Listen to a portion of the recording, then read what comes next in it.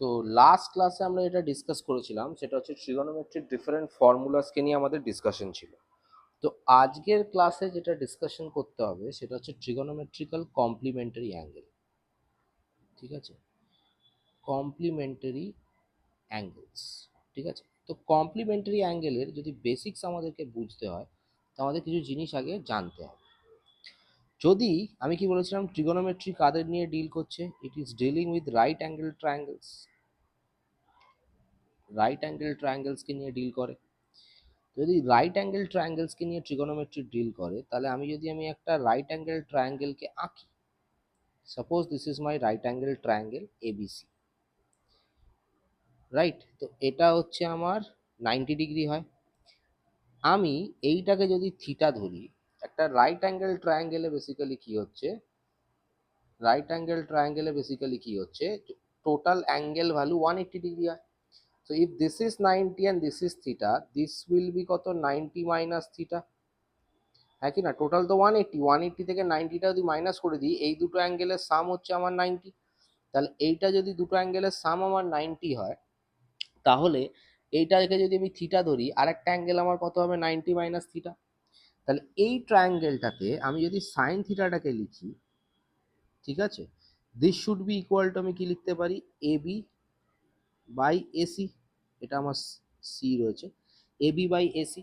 Similarly এটা যদি আমার থিটা হয়, এটা আমার 90 মাইনাস থিটা। আমি সবসময় বলে আসছি, আগের ক্লাসেও বলেছি, থিটার উল্টো দিকে যে সাইডটা হবে দ্যাট ইজ মাই হাইট বা পারপেন্ডিকুলার, আর থিটার গায়ে যে সাইডটা হবে দ্যাট ইজ মাই বেস।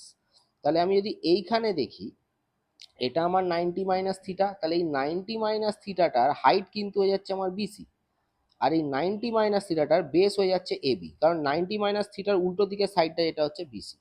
তাহলে আমি যদি কস অফ 90 মাইনাস থিটা লিখি, তো this can be written as কত, AB divided by AC.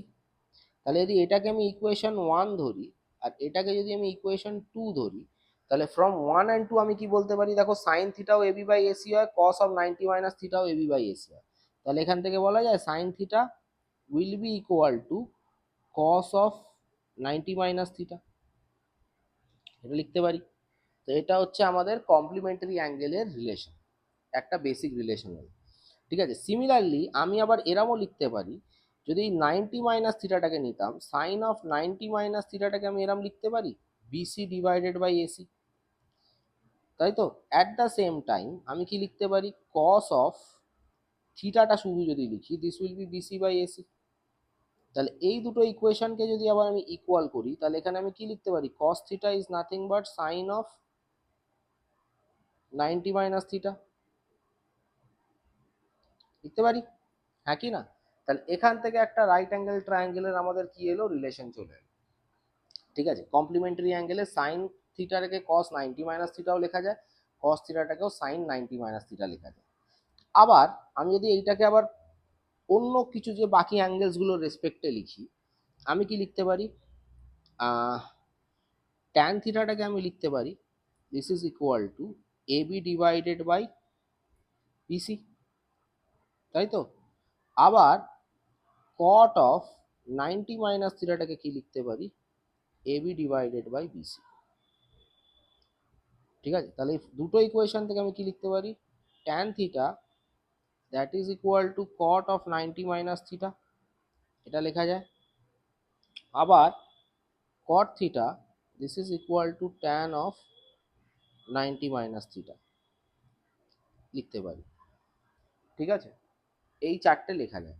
Similarly বাকি দুটো আমি লিখছি না, আমি জাস্ট এমনি লিখে দিচ্ছি, sec theta will be equal to cosec of 90 minus theta, আবার cosec theta will be equal to sec of 90 minus theta.